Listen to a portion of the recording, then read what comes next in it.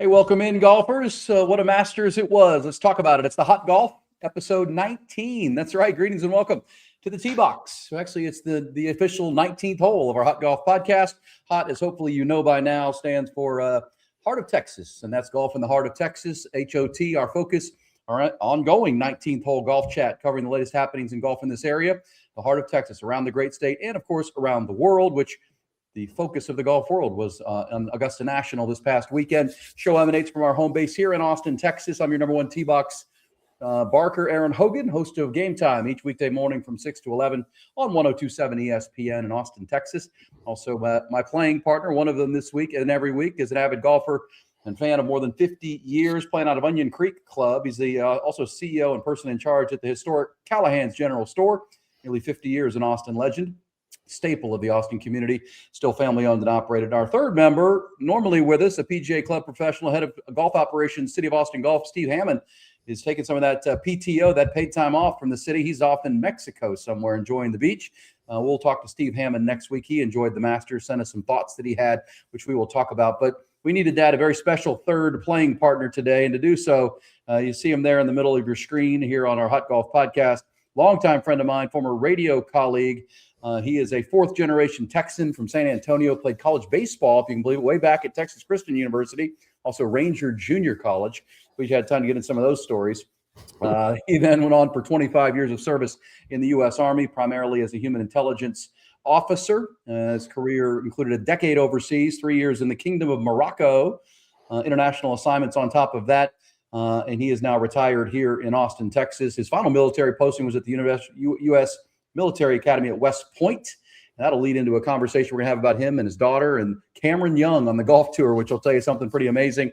And he's going to join us and talk about a weekend that he had. I should say, in his post-military career since retiring as a full colonel, he is the founder of Sideline Leadership, which teaches character reps and character repetitions and leadership for coaches and leaders all over, executive coach and keynote speaker all over the country. A published author now and a best-selling author now with a great book called A Colonel and a Cowboy. He is our friend Craig Flowers, retired. How are you, Mr. Flowers, or Colonel retired? You look great with your Masters gear. I love it, man. Fresh out of the plastic from the golf shop at Augusta. What a thrill we had over the weekend. Remarkable experience. One of the top 10 things I've ever experienced, made possible by, of course, Cameron and Kelsey Young, but certainly my daughter, who extended the offer to her father.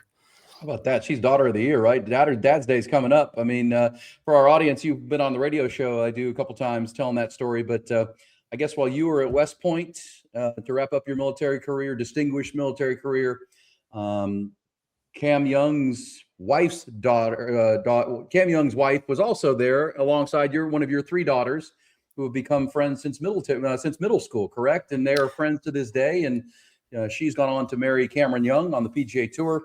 And here we are. I mean, the lifelong friendship that turned out to, and she and her husband have been following Cameron Young around Ryder Cup, the Players Championship recently.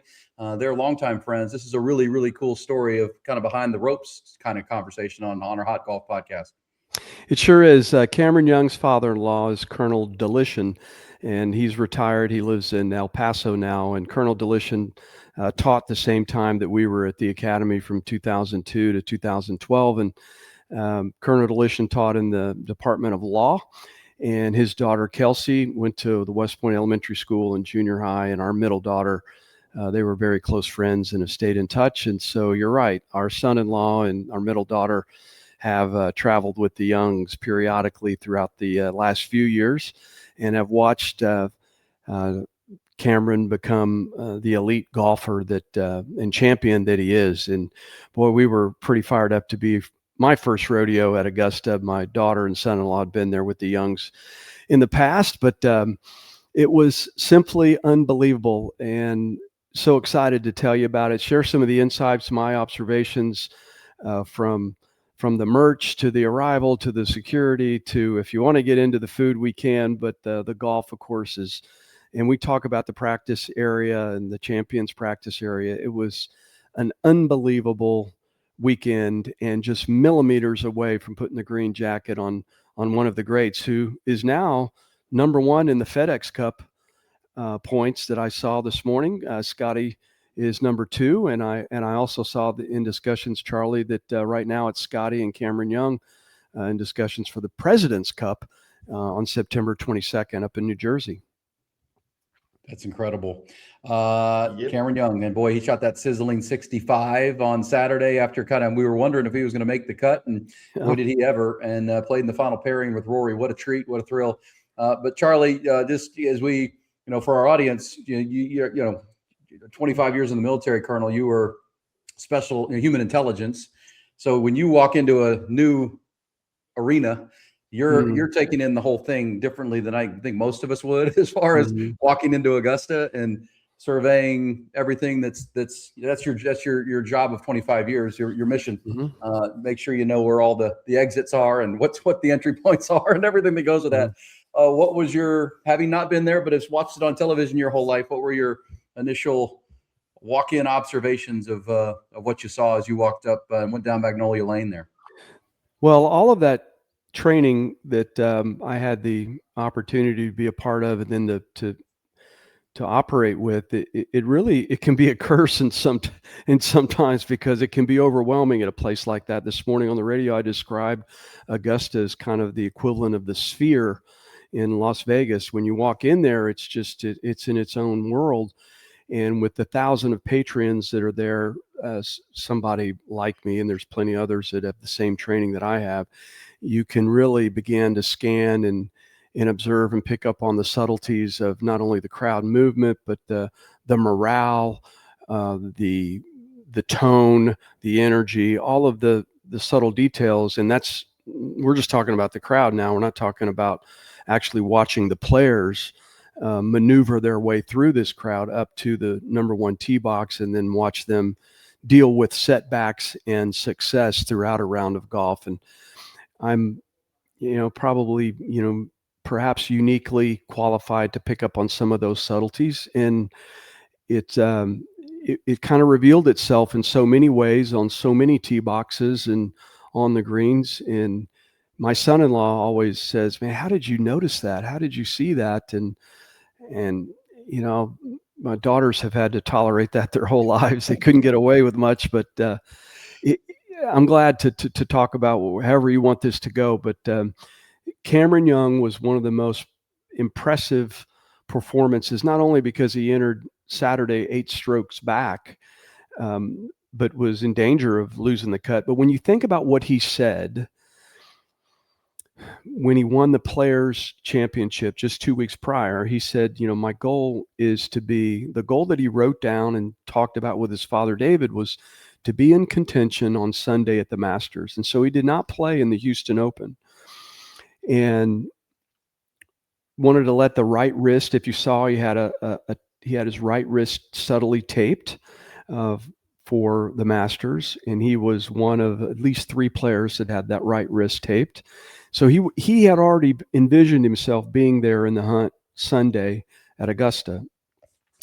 And being 8 back did not deter him.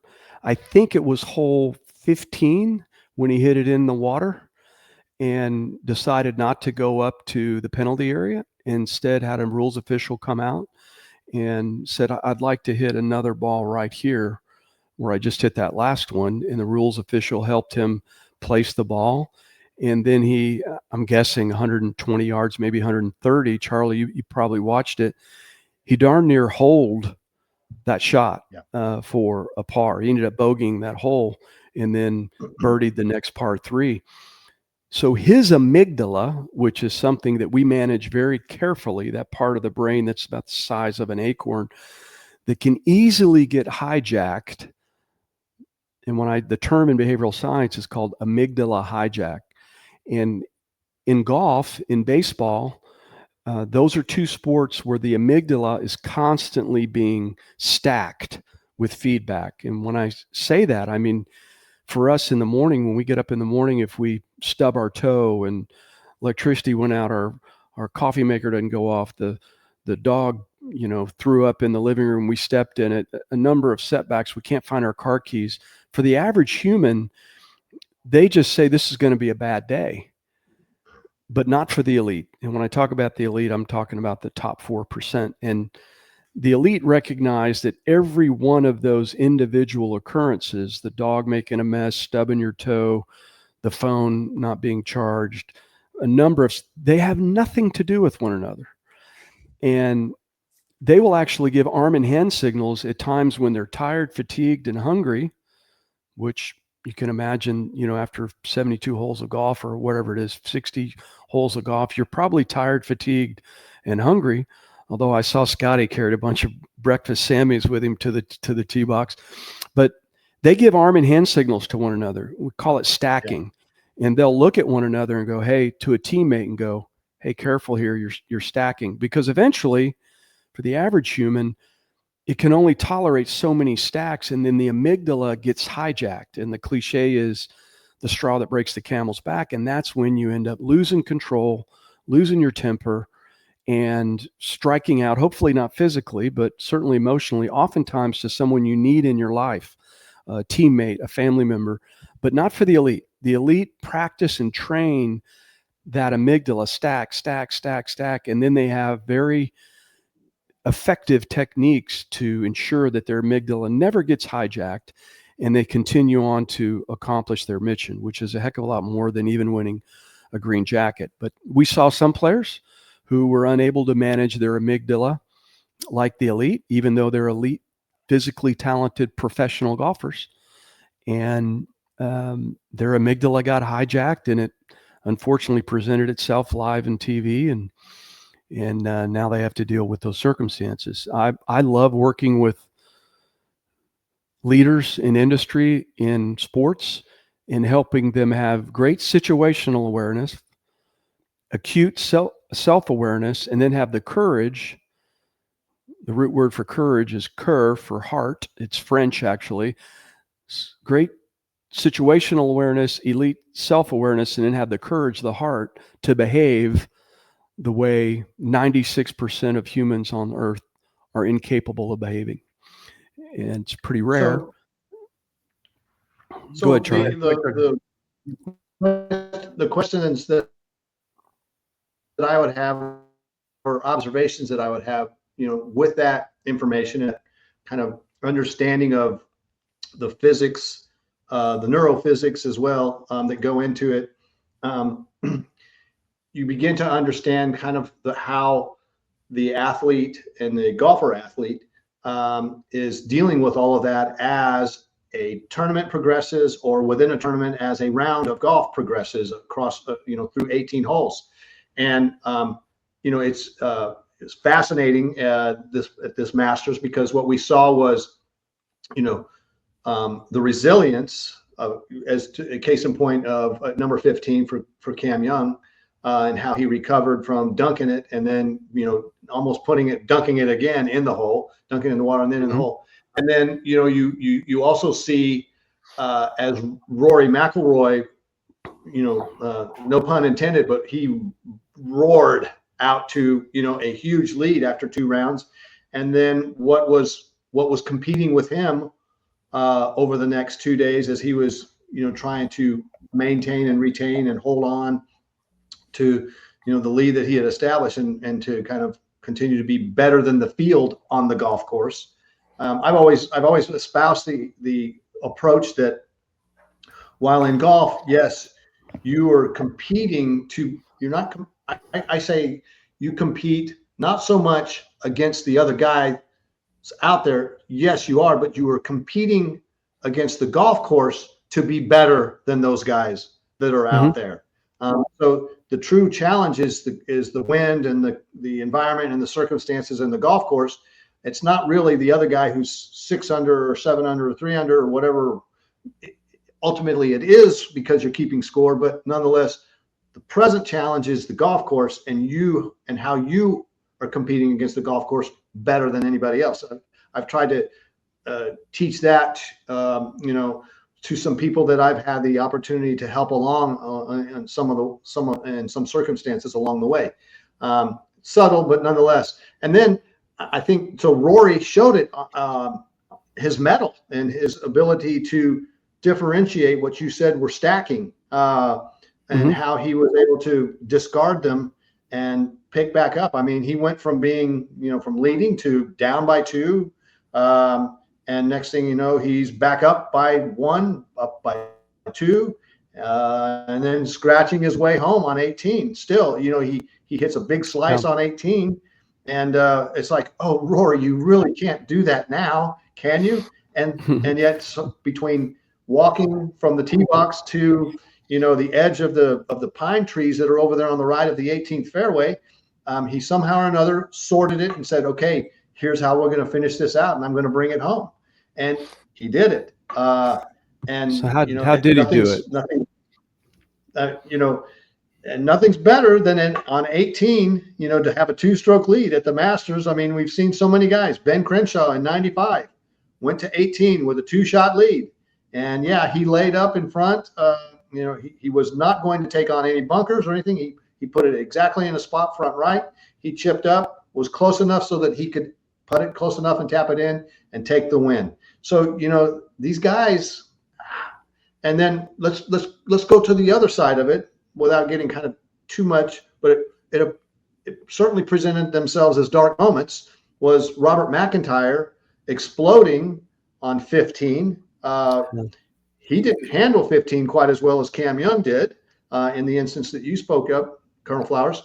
And then you have, what Sergio Garcia did in arriving at the second tee, maybe the first tee, and exploding. And it just kind of shows you the mercurial nature of what is, the DNA of somebody, or what composes the competitive spirit of an individual, and how they handle the stacking of those things that you're talking about. It's fascinating, because some people handle it well in some instances, and some people don't handle it well. So the amygdala, which I failed to mention, is responsible for fight or flight. And so that stack starts to contributing to, am I going to fight, or am I going to, flee? So how do the elite do it? Now, I watched Rory stack. I watched him stack. But what is the difference? Rory had what I call a competitive edge because Rory reps. For 2 weeks, he was on that course. I don't know if it was exactly 2 weeks, but he played that course perhaps more than anybody. So he had prior to this tournament, so he had experienced, when I hit this in the water or short or long, when I miss it, he had already stacked himself during practice round after practice round and accepted it and dealt with it. So how do the elite do that? Because I watched Rory's whole body language when he went down to both of his knees, and I said, okay, he's got a decision here. How's he going to handle it? So how do the elite handle it? Because Rory has not handled it well in the past. It's all documented. We've seen the clubs being thrown in the pond and clubs being snapped. Well, he's clearly working with somebody who said, okay, when you have this feeling, or when you have this stack or this stack, here's what you do. And by the way, this is what the elite do. They feel it, they name it, and then they set it aside. They recognize it, they acknowledge it in their mind, anger, doubt, whatever it is. Oh, that's doubt. That's doubt. I'm taking that and I'm setting that out of the way. The average won't do that. They'll just say, I've got doubt, dang it. I've got anger, dang it. And now I'm going to break something or do something that I'm going to end up regretting very soon, because they haven't practiced it. So Rory reps for 2 weeks out there on that field of friendly strife, as Douglas MacArthur said. The full quote is, on the fields of friendly strife are sown the seeds that on other days, on other fields will bear the fruits of victory. General MacArthur, West Point grad, 5-star general, one of only 5. But Rory had been out there on the fields of friendly strife at Augusta round after round after round, more than anybody. And he had felt, okay, here's how I behave when that bad shot happens. Here's how I behave when this bad shot happens. So he had a little bit of a competitive edge. Now, Cam obviously has a process. He doesn't just work hard, which is a requirement inside a process.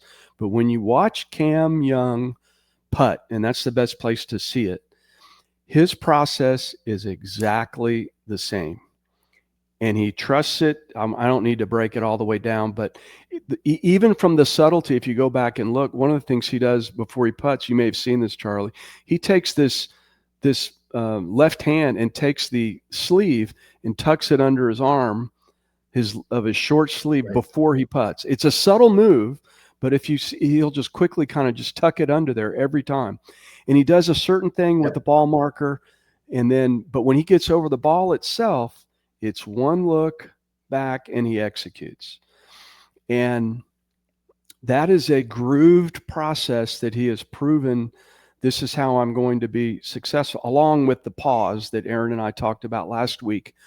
That pause is unique, how that came about. We can talk about that. But Rory had a competitive edge that I believe he used to his advantage, a fair competitive edge. And it was really fascinating to watch unfold. And you mentioned, I think he had to go through the failures there, Colonel, there in the past. He understood, but he had to go learn how to do that, right? So, and I listen to you guys, and I know who our audience is here on the Hot Golf Podcast. I believe it's local golfers that play golf, and I think about, because we'll get back to your golf experience in the Masters for 2 days and following a leader and all that. There's so much to chew on there, but for the advice that from your human intelligence expertise that I think golfers can take, go back to what Charlie said about Sergio Garcia. You would notice that Sergio was a little bit agitated as he took the number one tee box. Like something happened, his dog messed on the floor or his coffee pot didn't work. I mean, he took that to the number one box. I mean, you don't lose your temper that badly by the second hole if you teed off in a good frame of mind. I watched him frame of mind, right? I mean, but this is like what we can take. I mean, to your point about training your, I do this too often where I'll hit a bad shot and drop a second ball and hit another one. Don't do that, right? Like work your way through it. Take your medicine, go hit your next shot, do it better next time. To think about like Sergio, who's a great champion himself. He's won the green jacket before. He took a bad mindset to the number one tee box that we all saw explode, whatever the reasons were. We will never know that, but that's something that our viewers can take and say, okay, I've got to flush all that before I tee off. Whatever, I got in a fight with my wife, or she's mad that I'm even here, because we've all been there where you took something, a bad morning, a bad drive into the course or whatever, onto the course, and it's just going to lead to bad golf. I'm a Sergio fan. I love his competitive nature, and I've actually been 10 feet from him at the produce section of the HEB several times, and I've never said anything to him or introduced myself. I just kind of want to let him be just a regular person at HEB. But we all have emulated that jump when he hit the ball behind the tree, the Immaculate one, when he ran up to see. I'm a fan. I love his competitive nature, and he's such a great teacher of the game. He's really good with children and the swing thoughts. And when I see something like that happen on the second, and I wasn't on the second tee box, but I watched him and John Rahm on the first tee box, and I kind of looked at my daughter and just kind of went, something seems off here. And she says, "What do you mean?" And I said, "Well, something is not right with." It wasn't John Rahm; he was fine, but Sergio seemed irritated on the first tee, and like you said, we'll never know. I would love to just sit down with him and just talk to him as an operator and say, here are some techniques that you can use when this happens again, because we all stack. It just depends on how we deal with it. And you can actually train it. You can rep it, practice it. So when it comes, you go, oh, this is how I deal with that. I'm stacking right now. And it starts with situational awareness, self-awareness, and the courage to act, or in this case, not act. The act would be name it, recognize it, feel it, and then set it aside, and then continue on with your mission, because the most elite in the world, they cannot afford to have their amygdala hijacked. So it is trainable. He is a champion. We love watching him compete. And there are a lot of champions out there that day. I watched Jason Day, Schauffele, Adam Scott, Brooks Koepka was unbelievable to me to watch as an athlete. Rory, of course. And, you dance with the one that brung you, and Cam Young brung us. So no one was with Cam on Saturday except me and my son-in-law, Kelsey. we ran into her and her brother, and we were all kind of walking, and we could see what was starting to happen. It's interesting when you're there, because the crowd has no idea that Cam Young is making a move, because it's very slow to post, and no one has a phone on them. It's very slow to the big boards to show the new scores. So you could be with Cam Young, who's making this unbelievable run, Charlie, and he's making shot after shot after shot, and he's gaining on Rory 4 strokes, 5 strokes, 6 strokes. You're seeing it, no one else is. And then suddenly they make the change on the board. Everyone's seeing it on TV, of course, but when you're there, the crowd doesn't really know what's happening at the other holes. And by the end of Saturday, the crowd had just grown immensely, and you started to hear the chants of USA, and Cam never broke. I may have seen him once just kind of subtly look over and do a little nod, but I thought he handled his interview at Butler Cabin really well Saturday night. I watched that. It was the whole. I still have the adrenaline flowing from the weekend. Yeah.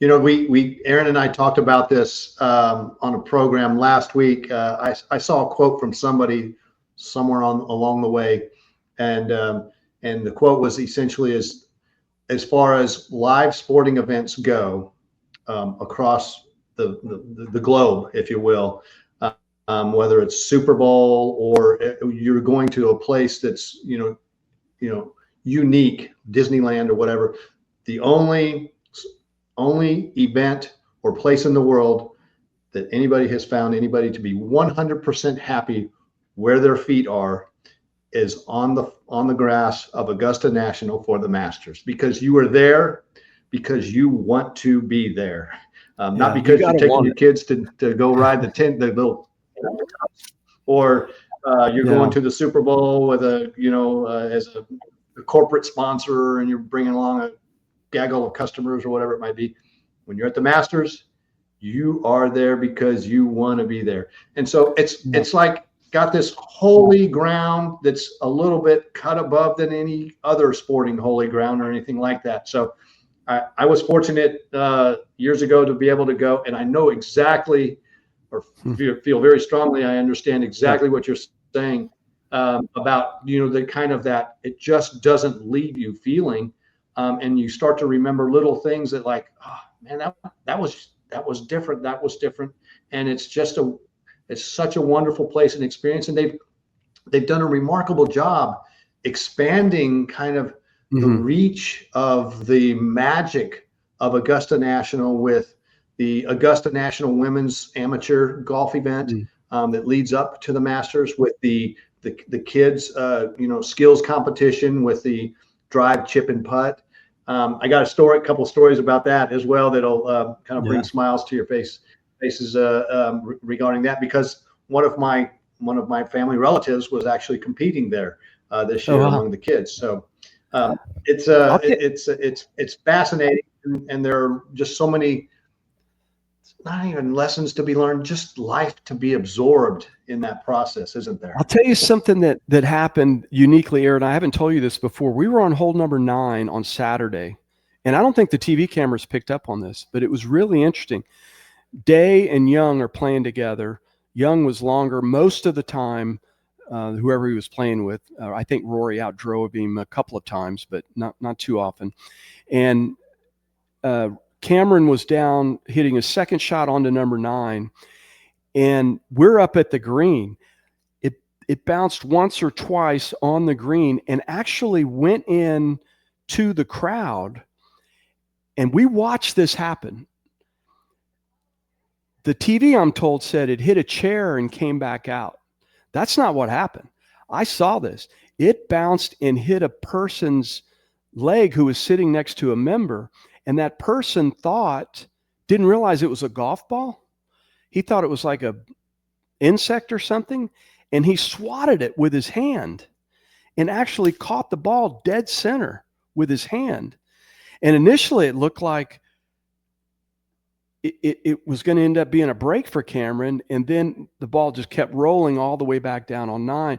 I don't even think Cameron knows this, because there were just more than a handful, but not a lot of people saw this happen. And the member looked at the gentleman who hit the ball with his hand and said, "What happened?" And you could see him explaining, "I thought something was on my leg and it was Cameron's." He ended up parring number 9, so it had no effect really. Who knows where the ball would have gone to, but I thought, man, they're going to remove that guy because he clearly swatted the ball. And when you're there, Charlie, to your point, live sporting event, and it was unbelievable experience, and I hope I get to go back. If I do, I'm definitely going to go to the par 3 because I only got to tour a little bit of the par 3 course, because that's where you go and stand in line to get the iconic picture, which everyone should get. My daughter insisted on we take that picture, and I'm glad we did. But it was fascinating. And Cam, I do think, I'm a baseball guy, so I'm knocking on wood, and I know Erin is too. I do think one day Cameron Young will put on that green jacket. I can actually visualize him putting it on. And when you get a taste of Butler Cabin, you definitely want to go back, and he had that Saturday night. Erin may be muted there.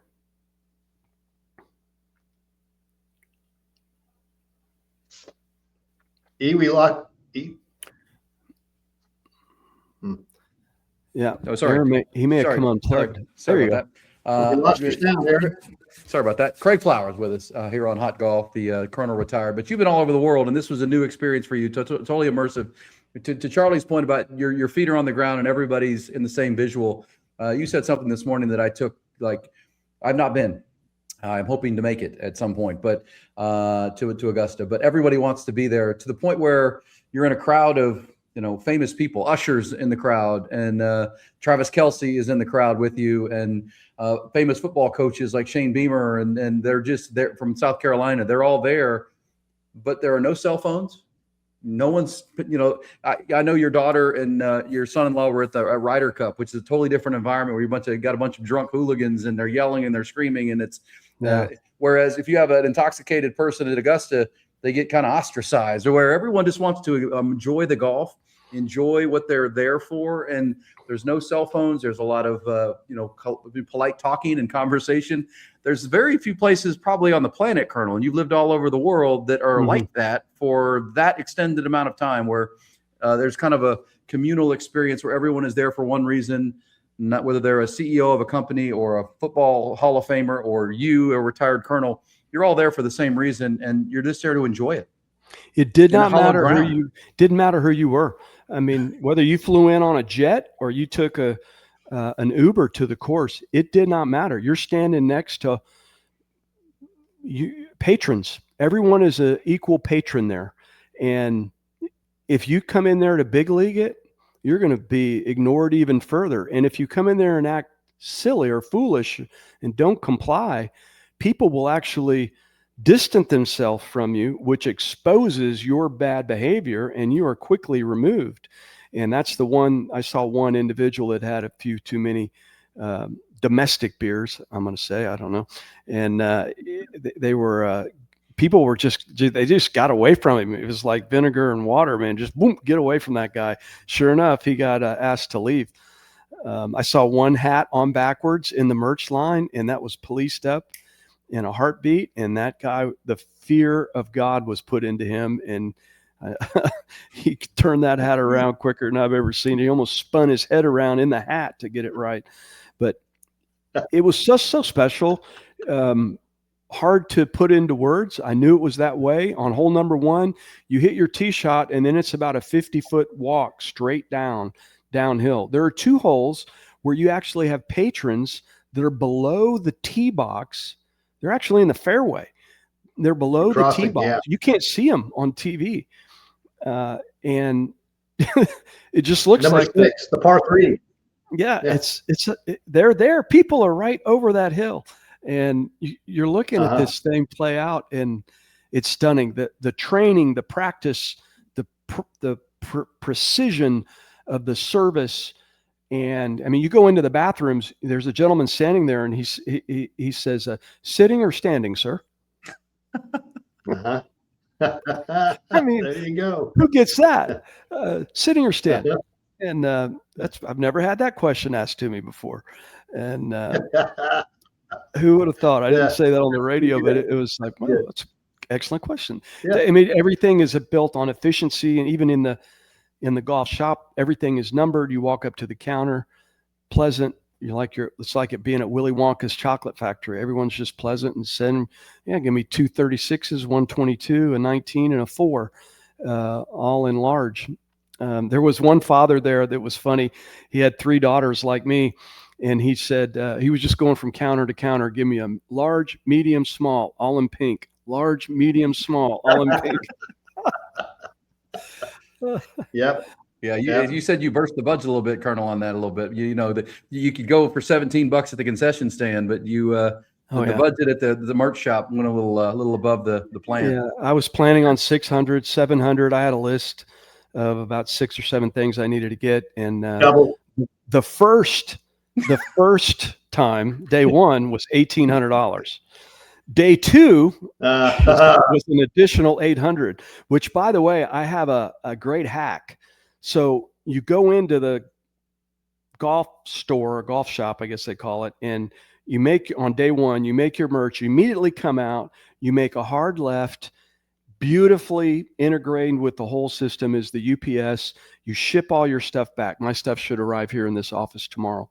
But on day 2, you go into the store and you buy yourself a Masters backpack, and you put in the things that you want in that bag, and you just walk around the course with your backpack on.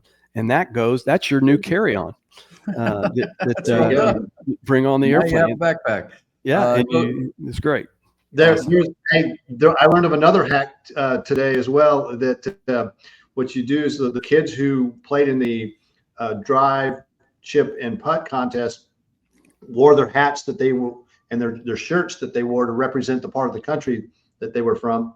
And those kids, even if the quote unquote gnomes are sold out, those kids, if seen in the pro shop, are allowed to come up and buy their gnome. And they go back and will fetch the gnome So apparently only 1,000 of those gnomes were sold each day. I saw it. I think you guys might've talked about that.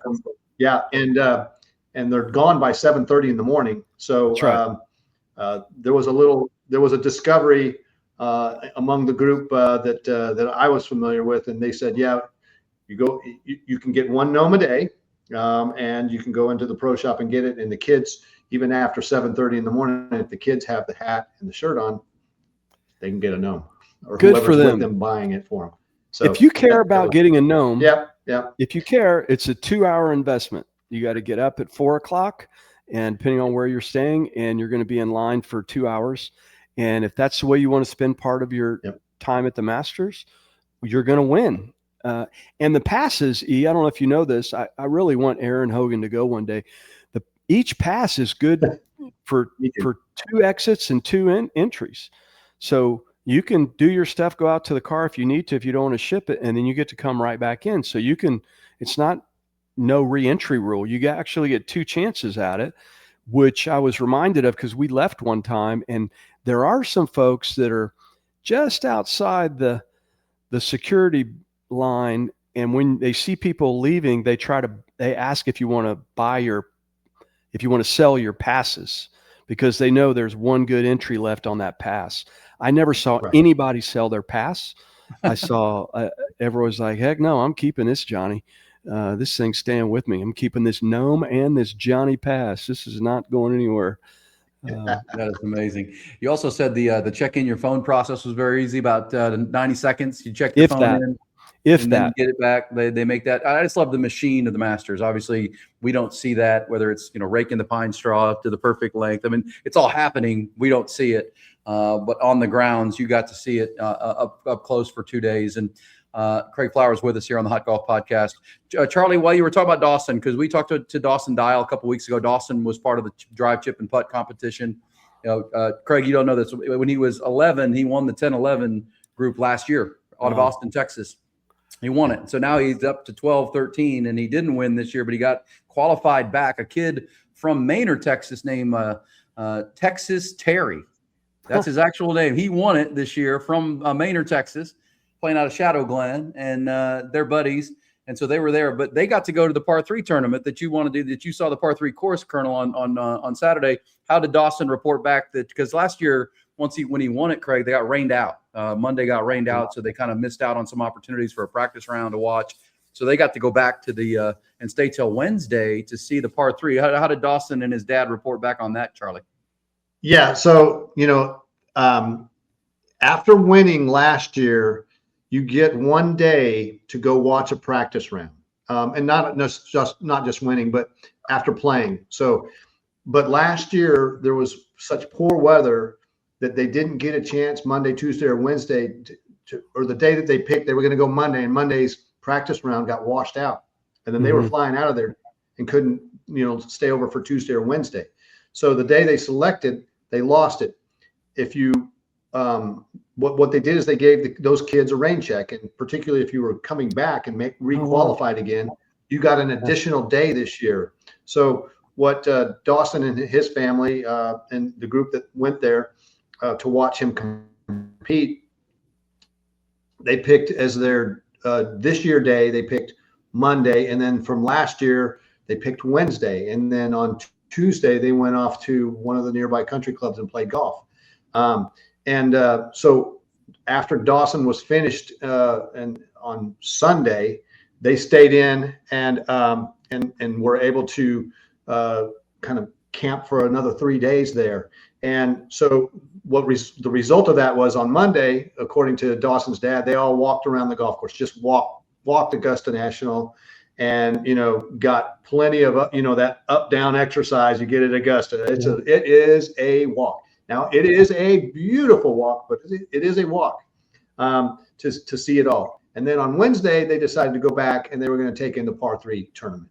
And it was there that they camped. They were camping by the 8th green, and they had noticed that some of the players, as they were playing the par 3 tournament, were being asked by some of the kids that were in the gallery, some of the patron kids, if you will, if they could come down and hit the players' putts. Well, on the 8th green, Dawson was sitting there, and he turned to his mom and said, "Do you think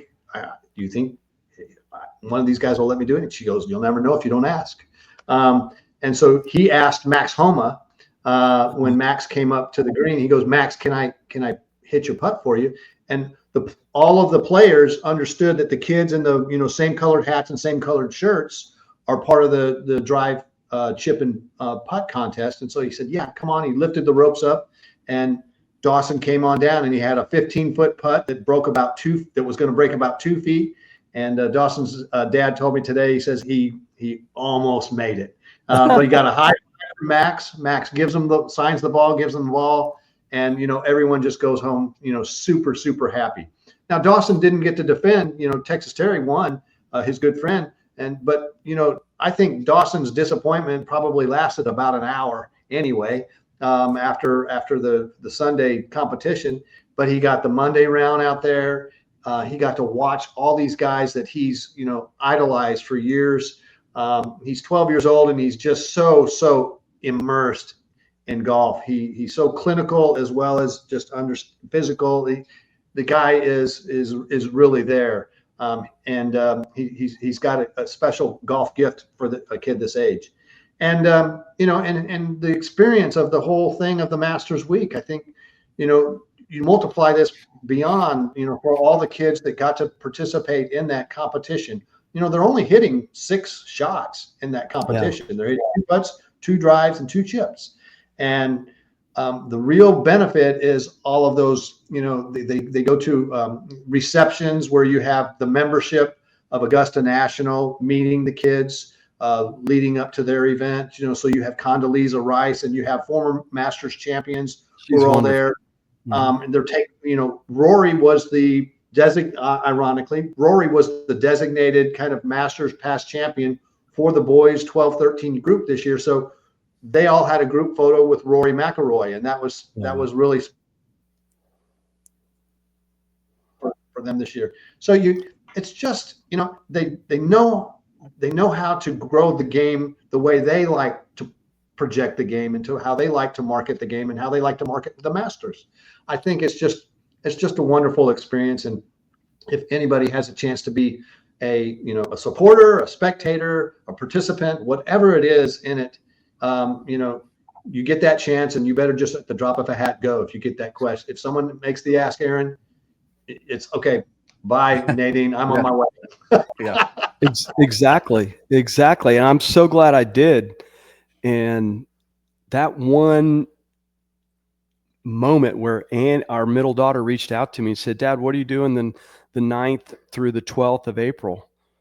And it didn't even occur to me that it was Masters. It just happened to be wide open. Typically my weekends are packed with engagements and speaking events. And I said, "Oh, I don't have anything going on." And then she FaceTimed me with her husband and said, "Would you like to join us at the Masters as guests of the Youngs?"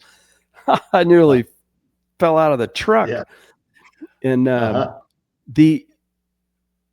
those kids will remember that forever, like punt, pass, and kick. By the way, Max Homa, I watched him. You talk about a guy that is trained. I've never met him, but I've watched him. He is trained, and he has, like a baseball movie that we're familiar with, Erin, he has the ability to just go whoop, and he just goes into this zone, and zone is not the right word, but he disappears into this trance. It's a trance that he goes to when something bad happens or when something good happens. He just goes into this trance. You can kind of see him settle into his unique walk. Someone is coaching him on how to get to that trance, and that's where he's able to have the best opportunity to be in the flow zone. But he will go to that trance, and people can interpret that as being not collegial or not, interacting with the fans. They can interpret it that way, but these are professional athletes trying to win. And I know we're going to get off this podcast soon. I did want to mention one little fact about, you mentioned the West Point golf course, Erin Hogan. Yeah. Or you mentioned West Point, but West Point has a golf team, a college golf team. The West Point golf course is one of the most beautiful courses I've ever played on. It's built in the side of a ski slope, but it was built by German POWs in World War II. And if you ever go to West Point, you want to play that golf course, you'll see that those POWs made it pretty darn hard. It is very difficult to play, but if you're in the Northeast, 58 miles north of New York City, and you can play at a place called West Point, just know that there's a lot of history to that golf course. But Augusta was, for me, a top 10 moment. Get to share it with my daughter and her husband as guests of what I think will be a champion for many years to come. And now he's number one in the FedEx Cup standings, and he and Scotty are probably going to be leading the President's Cup team in September. I was so grateful to have, Aaron Hogan as a friend who I can text on a number of different things, and he always gets it. And he picked up on the fact, hey, we got an opportunity here to get some inside baseball, inside golf from kind of a unique perspective. And I hope people find it interesting to be able to hear that sort of stuff. The peach ice cream sandwiches are elite. They are. That's what I heard today as well. I heard, yeah. Those sound amazing. The cookies and the peach ice cream. I'm all in on that. Yeah. Craig, let's wrap it up with these conversations, because let's bring it back. Double back to Rory, who won this thing, and he's won 2 in a row now. Because I just thought we've learned about the amygdala, Charley, which we knew. I think we all kind of knew it was there, but you can train that. And I think as someone who covers sports in general, to watch the Tom Brady's of the world or these elite, players, For example, when the pressure is the highest, they calm. And in your role in the Army, the special operators helping to identify the elite and then build those elite teams, top 4%. We've seen it recently in what's happening in Iran, and going to get a fighter pilot out of Iran, and those people. I mean, that's life and death. That's not winning a golf tournament or winning a Super Bowl. To see them operate in that is the realm you lived in. So that's why for our audience, I just love that whole, because we get to watch it in a very mundane sports realm. So Erin, you can see it on a mission like that, where you're going to get a bad guy, depending on the bad guy, you pick your bad guy. You've seen all the movies. They have already trained and repped. Here's how we're going to behave when one helicopter crashes. Here's how we're going to behave when 2 helicopters crash. So they've already put themselves through. Here's how I'm going to behave when I don't hit a good driver. Here's how I'm going to behave when I hit one in the water, or I hit one fat or thin. They've already trained that at a life or death situation. So when it occurs, the fact that they've trained it, rehearsed it, they immediately just go to the behaviors that they've trained. And if you haven't trained at that level, you can do as many physical reps as you want. You can out physical rep. Brooks Koepka out physical repped everybody. I watched it on the practice area. Yeah. I was one of like 8 people watching Brooks hit really late on Saturday with that bright green shirt on. And he was stunning. He out physical repped everybody. And you can tell by his physique. Physically, however, the competitive edge is you got a bunch of guys that try out in these special operations teams, which I was not a special operator. I was a direct support to them, giving them intel that they needed. But the strongest, fastest, most physical fit guy is not the guy that they necessarily want on the team. They want someone that, they ask the 3 questions. Can they do it? Will they do it? Will others do it with them? And who can manage that amygdala while still physically being able to accomplish the mission. In this case, play the game of golf. Now, those leadership laboratories, Erin, to your point, that Rory has been through, forced himself through previous masters, those served as character reps and anchors and historic references that he could refer to and go, okay, I've been here before. Here's how I behaved when it didn't work. I'm going to behave just the opposite. And it did work. And congratulations, Rory. You did it. You did it. Yeah. Who among us didn't think, Charlie, when he double bogeyed on this 3-putt number 4 to fall, the 6-stroke lead is gone. Now he's not just behind, he's behind 3 different golfers, and he's just, mentally kind of checked out on the green. That's the point you're making, Craig, that the history, the process he's been through, the practice he went through leading up to it. Okay, I'm not going to panic, Charlie. I'm going to lock in. I know this course. I'm going to not just, handle Amen corner. I'm going to dominate Amen corner. He did. And he came out the 13th hole with the lead again by 2 strokes and cruised to the victory. That's mentally tough, not physically. You can hit a million golf balls on the range, as Craig is saying. It's about how you're going to react when things, don't go your way. We saw that perfectly for Rory McIlroy. It's trainable. By the way, that second shot on number 11, whew, it's unbelievable. There are no flat lies out there. No. The flattest places on that golf course are the tee boxes, and that's it. In the practice area. And the practice area. Yeah, that's about right. Well, Craig Flowers, Colonel retired, but still a Colonel, helping us out here. And you can find Craig. Tell us about the book, please, to our audience, because if you want a great read or a great listen, because I've read parts of your book with Strand Smith, the world champion rodeo champion, but you and Strand voiced it. So I was a big fan of listening to it on a drive that I was on. Talk about that, and it's Best Times, New York Times bestseller, the whole bit, Amazon bestseller, and our audience can find that how? Well, it's you can go to our website if you don't want a signed copy, a colonel and a cowboy.com. It's certainly available on Amazon, and as you said, Audible. We recorded it ourselves. We insisted on doing that. It was a remarkable process recording your own book. I've never actually listened to our book, but both of my brothers called me. They listened to it, and they said that they couldn't believe it. Strand's story is a remarkable one. What he accomplished, having a stroke at the age of 32, unable to speak, the same stroke procedure that Teddy Bruschi had in the NFL, experimental at the time. And then Strand comes back and wins the gold buckle, the world championship on ESPN, on the NFR at the age of 38. I mean, that's something that's Cal Ripken Jr. type stuff. It'll never be repeated again. And now he's in the Pro Rodeo Hall of Fame. Our book has gotten legs.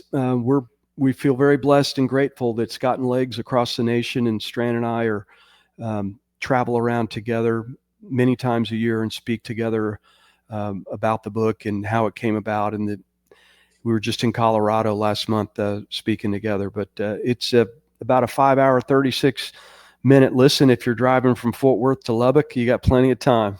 Well, and I think Colonel Charley, what cowboy, rodeo, I mean, anybody in any walk of life can take a lot from that about certainly speaks to my way of life. Yes. Which is hopefully you got some laughs. Hopefully you laughed a couple of times. I mean, it's inspiring, but it's also, if you can implement, because just for folks before they hear it or read it, Strand was a great, talented rodeoer, but then really didn't have a process to how to do. And then once he learned the process, he became a world champion. And he'll tell you that too. And it was, working hard is not a process. Working hard is a requirement inside a process. Yeah. Well said. All right, Charley, this is awesome. And we'll have Steve Hammond back from Mexico. I'm sure he'll be all tanned up and ready to talk some golf next week. They're going to Harbor Town this weekend on the PGA Tour. There's events all over. Weather doesn't look great this weekend in Austin, Texas, unfortunately. Just got a message about the spring game. Texas playing their spring game this weekend. Rain is in the forecast, so that may damper your golf plans. So keep an eye on the skies for sure. But really fun conversation. Go ahead, Charley. Yeah, there's also the senior PGA, which is being played outside of Philadelphia, or maybe within the Philadelphia city limits. But our own Omar Uresti is in that field, along with a lot of great senior champions. And Fred Funk from here in Austin is going to be here, and Petrovic, he's going to be in there as well, in the field as well. So, Tim, we've got a lot to watch in the way of golf this weekend. So, keep your eyes peeled. If we can't get out on the course ourselves, might as well watch it, right? Might as well watch it. And rake your bunkers, fix your divots, the whole bit. Every single time, and take something from the Masters and the experience, and put your phones down and communicate with people. That's what it's all about. Craig, thanks so much. Play nice. Awesome. Dang it, play nice. Play nice and talk to people. Dang it, don't be texting them. I remember my kids would text from upstairs to downstairs. I'm like, just walk downstairs and talk to yourself. Talk to me. All right. Well, everybody have a great week. We'll wrap this up. And Craig, thank you for the treat, man. What an awesome experience for you. More stories to come on that. And good luck to Cameron Young moving forward. Now leading the FedEx Cup points race. Scotty Scheffler was right there, just missed that putt on the 17, and we might have had a playoff in the Masters with Rory McIlroy. Fun to watch those guys and fun experience. That is the Hot Golf Podcast, episode number 19, the actual 19th hole golf conversation. We'll hit number 20 next week. Thank you, Craig. Gentlemen, I'll see you on the high ground. ground. Thank you, guys. Enjoyed it. All right.